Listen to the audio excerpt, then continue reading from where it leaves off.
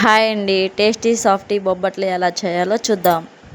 ఒక కప్పుతో శనగ బెల్ల తీసుకొని ముందుగా శుభ్రంగా కడుక్కోవాలి. కడిగిన శనగ బెల్లని 1 గంట సేపు నానబెట్టాలి. శనగ బెల్లు నానిన తర్వాత స్టవ్ మీద పెట్టి ఉడికించుకోవాలి. ఏ కప్పుతో అయితే బెల్లు తీసుకున్నానో అదే కప్పుతోటి మైదా పిండిని తీసుకొని కాస్త సాల్ట్, పసుపు వేసి కలుపుకోవాలి.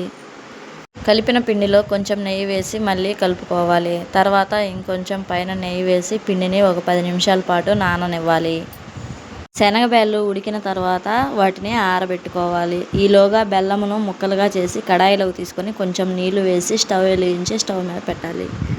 బెల్లం ఉండలు లేకుండా కరిగిన తరువాత మెత్తగా పట్టుకున్న పప్పును బెల్లంలో వేసి తిప్పాలి. బెల్లంలో వేసిన తర్వాత పిండి దగ్గరికి వచ్చేంత వరకు తిప్పుతూ ఉండాలి.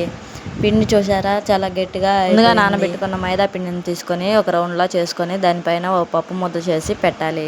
ఉప్పు కనిపించకుండా మైదా పిండితోటి కప్పేయాలి. కప్పేసిన తర్వాత ఒక కవర్ తీసుకొని దానిపైన నెయ్యి అప్లై చేసి అప్పలాగా బాగా కాలుతున్న పిండి మీద మనం చేసిన బొబ్బట్టు వేసి నెయ్యి వేసుకుంటూ 2 వైపులా శుభ్రంగా కాలనివ్వాలి. ఓకే అండి, చూడండి బొబ్బట్లు ఎలా సాఫ్టీగా టేస్టీగా వచ్చాయో. రెసిపీ నచ్చితే లైక్ చేసుకోండి. Okay, bye bye.